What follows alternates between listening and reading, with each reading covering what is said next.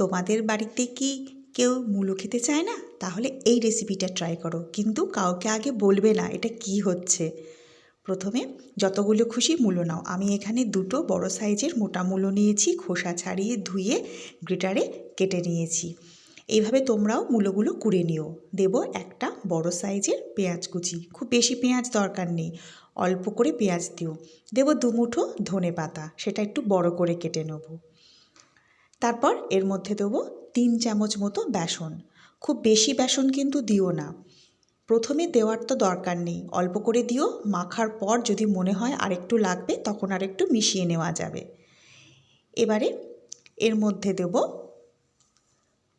Half চামচ গোটা জোয়ান।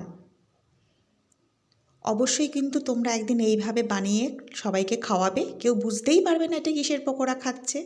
দেব হাফ চামচ খাবার সোডা, স্বাদ মতো লবণ দেব, আর পরিমাণ মতো হলুদ গুঁড়ো দেব।